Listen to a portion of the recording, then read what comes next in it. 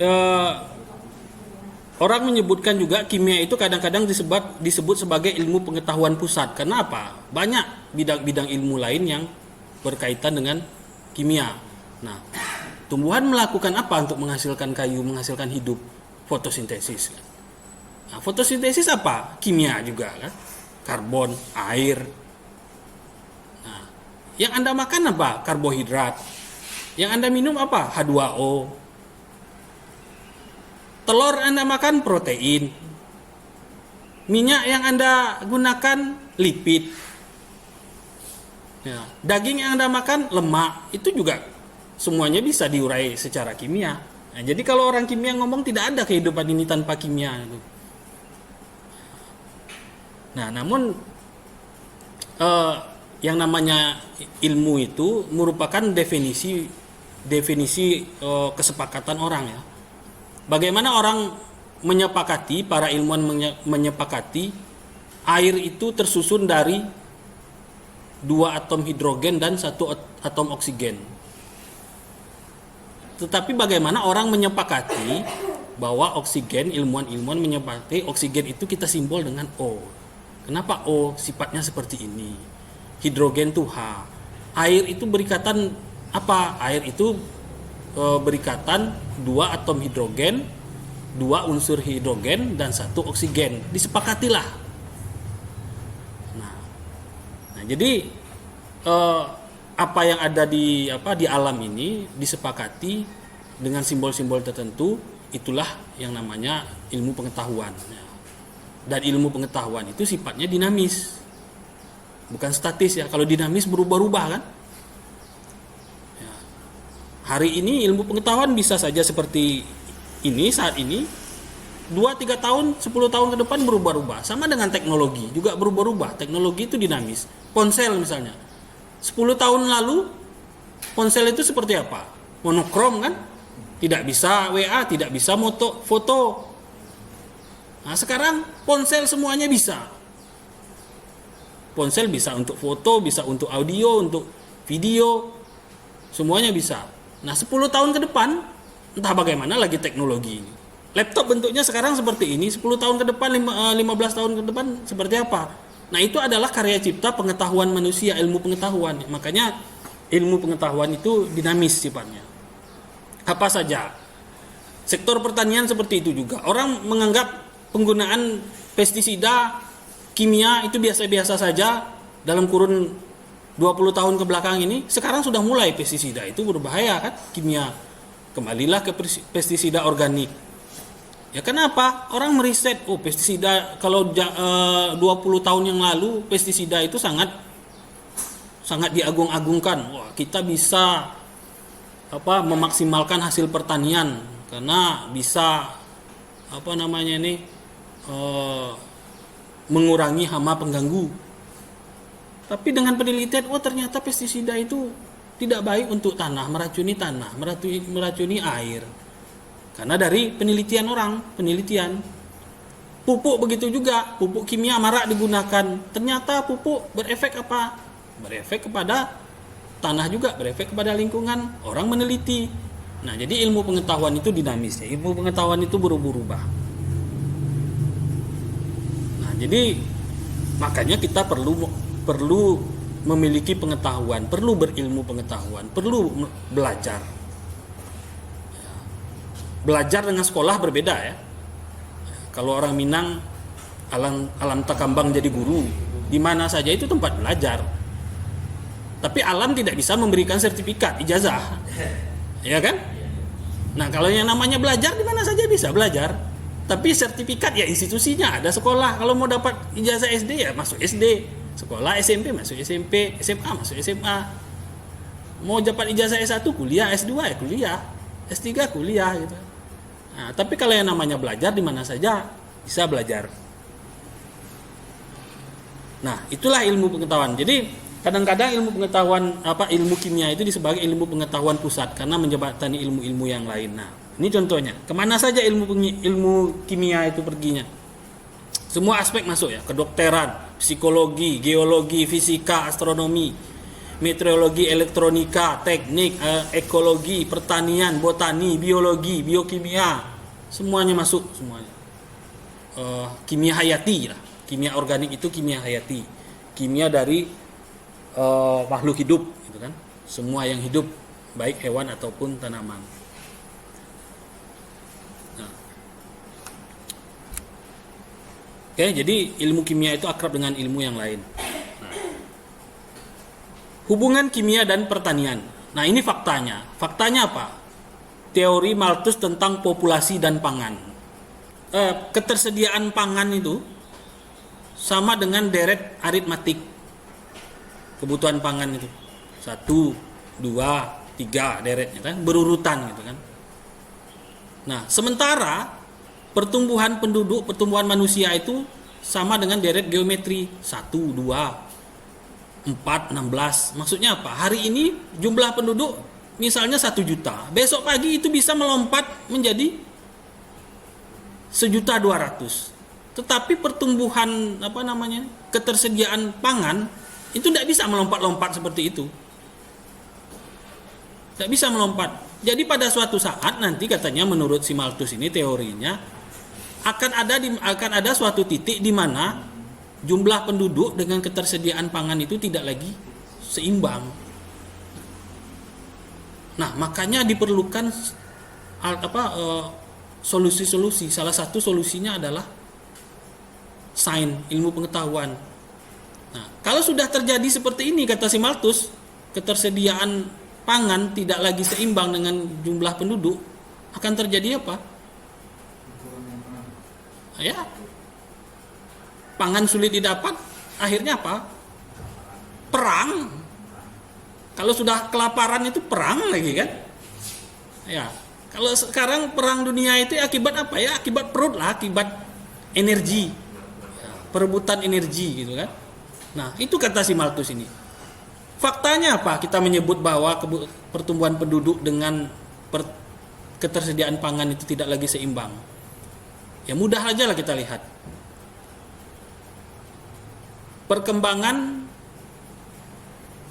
perumahan KPR dengan perkembangan pertumbuhan sawah, mana yang lebih banyak? Perumahan kan? Ada orang membuka sawah dalam waktu tidak ada, tapi kalau perumahan sebentar-sebentar sudah didozer jadi perumahan. Untuk siapa? Untuk kebutuhan penduduk. Permintaan banyak, permintaan banyak, demand banyak, supply sedikit. Sawahnya sama atau ada peningkatan jumlah? Pengurangan malah. Ya, penduduknya berkurang enggak? Malah bertambah. Bertambahnya menurut deret geometri ini.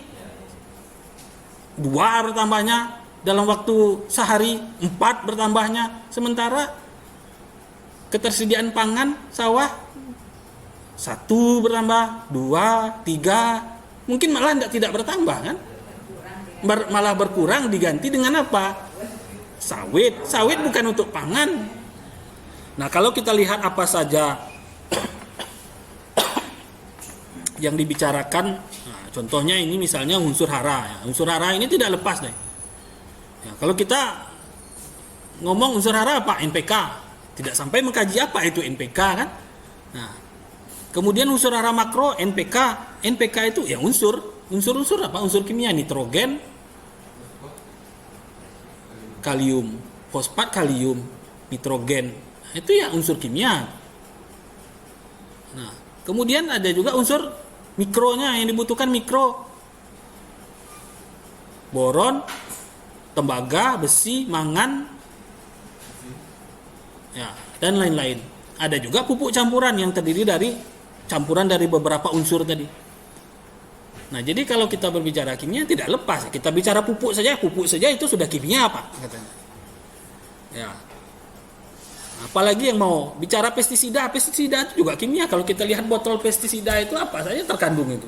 Bahan-bahan kimia semua yang terkandung di, kalau kita baca komposisinya kan.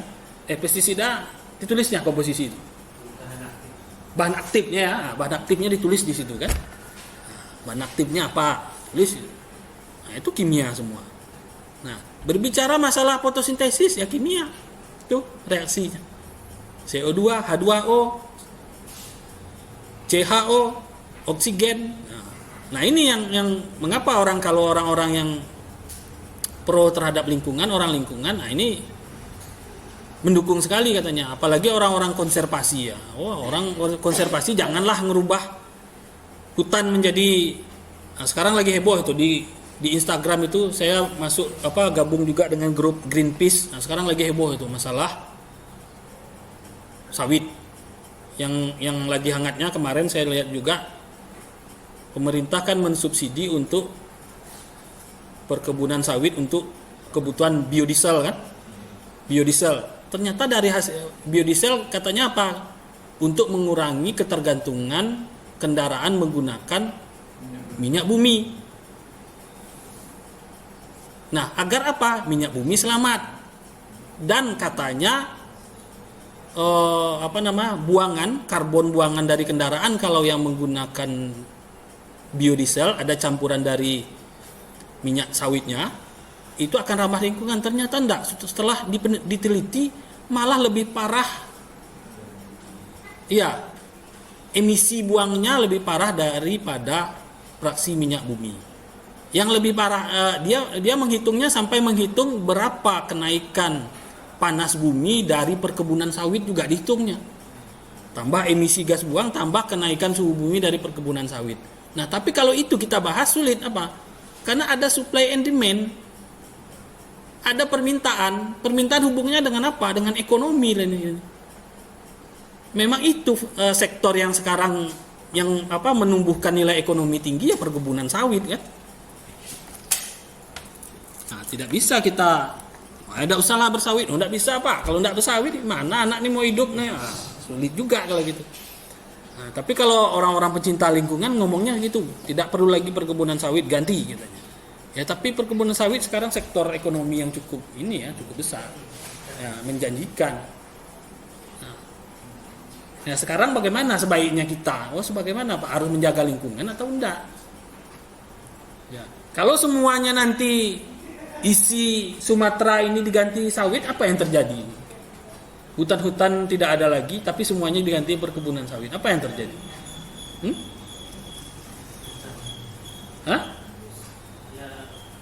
Iya, terjadi ketidakseimbangan ekosistem yang jelas kan?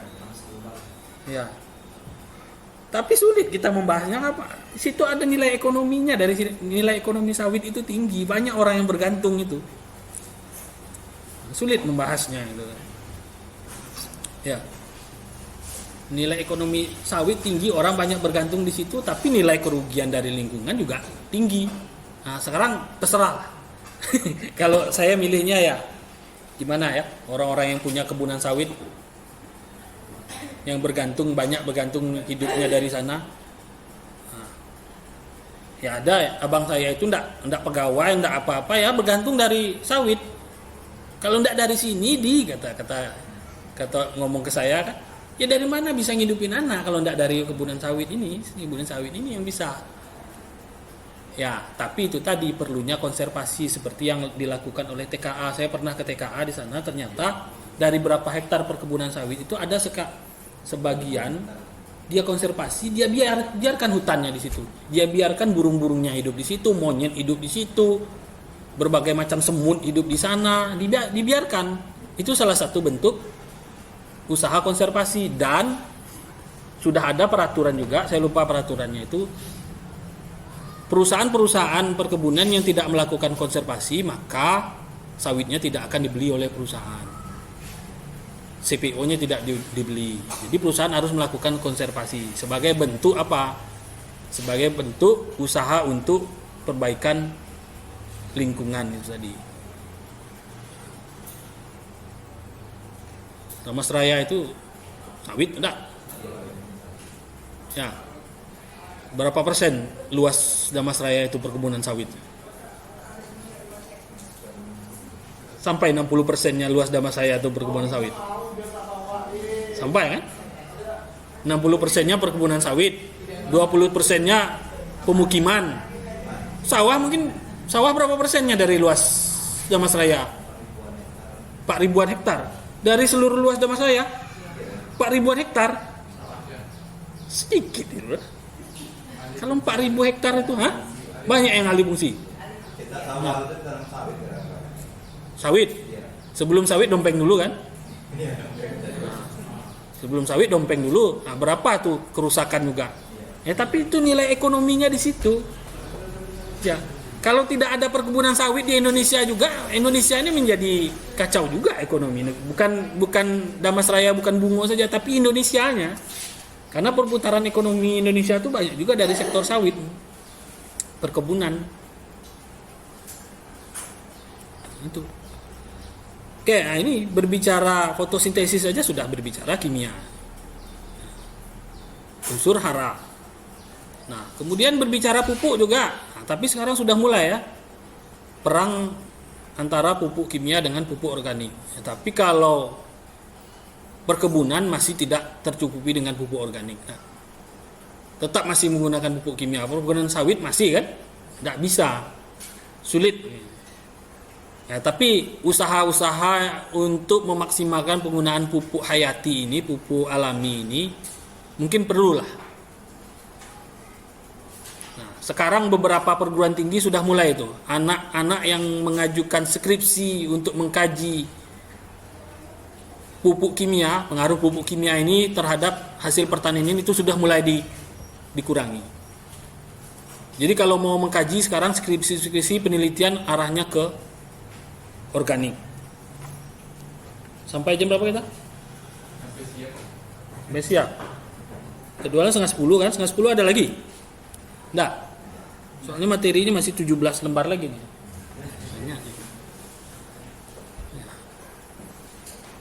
Nah, jadi kalau besok mau melakukan penelitian mungkin, tapi di UMB kayaknya di Faperta masih penelitian penggunaan pupuk kimia masih. Tapi kalau kayak di IPB, di UNAN itu sudah mulai skripsi kalau ada kajian-kajian pupuk kimianya sudah mulai dikurangi, sudah tidak diminati. Kenapa itu? Isu-isu lingkungan tadi kan, kajian-kajian ini ke isu-isu lingkungan tadi. Nah, bicara juga kimia dalam pertanian, kita berbicara pupuk kimia itu tadi yang paling banyak digunakan ya pupuk kimia yang mengandung unsur N tadi. Kemudian, nah ini produksi N di udara dalam bentuk urea misalnya kan, itu paling banyak dipakai kan. Nah, struktur kimianya bagaimana ini?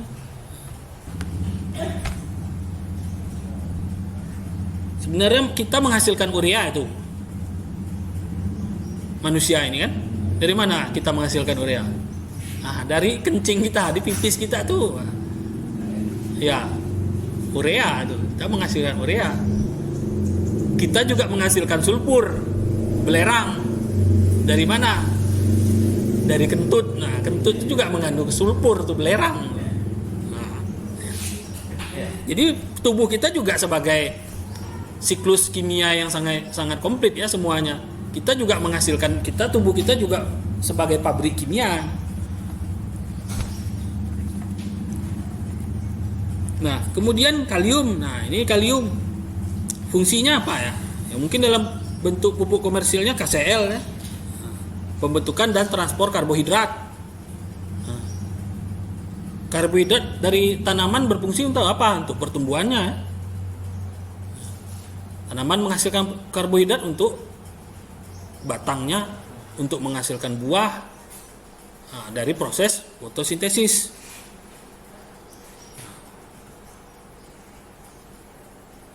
Fosfat peranannya apa dalam tanaman, dalam makhluk hidup? Yaitu sebagai penyusun dari DNA, RNA. Nah, kemudian juga membantu proses transfer energi pada proses fotosintesis. Kemudian fosfat membantu juga dalam proses pembentukan lemak atau protein. Nah, ini juga kimia. Kemudian fosfat juga sebagai faktor pembatas dalam pertumbuhan pada tanaman. Nah, jadi tidak lepas aspek-aspek pertanian itu tidak lepas dari ilmu kimia. Nah, selanjutnya mungkin kita akan mempelajari ya mungkin sedikit-sedikit kayak siswa lagi lah. Karena ada beberapa dasar yang diperlukan di dalam mempelajari kimia ini. Dasar-dasarnya contohnya apa? Mempelajari tentang apa itu unsur, apa itu senyawa, apa itu reaksi. Nah, ini akan kita pelajari di pertemuan-pertemuan berikutnya. Nah, kemudian apa itu larutan? Nah, apa itu stoikiometri? Nah, itu ada istilahnya di dalam mempelajari kimia. Itu kita akan pelajari di pertemuan berikutnya. Tapi saya sampaikan sedikit. Jadi kalau kita berbicara unsur adalah wujud zat terkecil yang tak dapat dipecah lagi secara kimiawi menjadi contoh yang lebih sederhana. Itulah yang terdapat di dalam sistem periodik unsur itu. C, H, O, N, S, P dan seterusnya. Itu adalah unsur. Nah, jadi jangan salah menyebut unsur senyawa. Hanya istilah-istilah dalam kimia, unsur, senyawa, molekul, struktur, ikatan kimia, banyak istilah-istilahnya. Nah, kalau senyawa adalah zat yang terbentuk dari gabungan kimiawi dari dua unsur atau lebih. Nah, itu senyawa. Jadi unsur adalah zat terkecil ya, tunggal berarti kan. Kalau senyawa tersusun dari beberapa unsur, dua atau lebih unsur. Nah, kemudian ada juga istilahnya dalam kimia itu adalah kimia reaksi. Nah, ini akrab kita mendengar kata reaksi. Reaksi kimia. Nah, di dalam kimia itu ada reaksi ionisasi, ada reaksi penggaraman. Kita lihat di materi-materi berikutnya. Nah, senyawa. Tadi unsur adalah zat yang terkecil yang tidak dapat dipecah menjadi wujud yang lebih sederhana atau zat tunggal ya, senyawa. Nah, senyawa adalah gabungan satu atau dua molekul. Contohnya, ini contohnya H2O terdiri dari dua unsur hidrogen dan satu oksigen. Nah, kemudian kalau disimbolkan dalam ilustrasi kimia biasanya seperti bulatan-bulatan seperti ini ya. Pernah kan melihat? Ya? Ini simbol-simbol nih. Nah, ini simbol H2O itu seperti ini. Ada yang menggambarkan H2O itu H-nya seperti ini, O-nya seperti ini katanya. Tidak bisa H-nya seperti ini. Kenapa tidak bisa seperti ini? Kenapa harus seperti ini? Menggambarkan air atau H2O.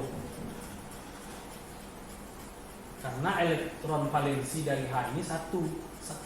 Nah, ingat kalau belajar, siapa yang barusan yang masih fresh tamat barusan sekolah, pasti masih ingat. Elektron valensi, elektron terluar dari hidrogen itu satu. Jadi dia punya satu tangan. Kalau elektron valensinya lebih, dia punya dua tangan. Dua ini bisa mengikat unsur lain. Nah, kalau H dia tidak bisa seperti ini. Kalau sini berarti dua tangan, dia mengikat satu unsur H lain dan mengikat O, tidak bisa. Dia cuma punya satu. Kalau O ini dia mempunyai elektron valensinya. Nah, kalau penggambarannya seperti itu. Ini elektronnya. Elektron itu yang mengikat unsur lain di sebelahnya. Kalau Bapak Ibu yang sudah ini mungkin agak mumet juga nih belajar kayak gini lagi. Ya enggak? Ya, tapi ya sekilas itu perlu sekilas, makanya saya sampaikan. Itu di materi-materi berikutnya juga nanti ditambah lah. Nah, kemudian senyawa tadi gabungan satu atau dua molekul atau lebih. Ya, NH3 ini apa? Amonia.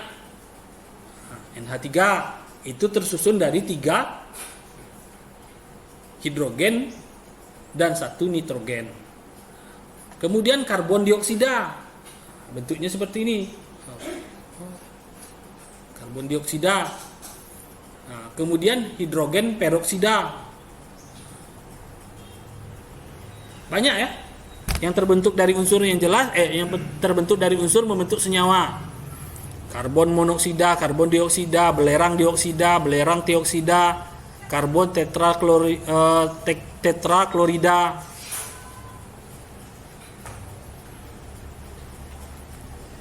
Nah, kemudian ini senyawa. Nah, ini reaksi.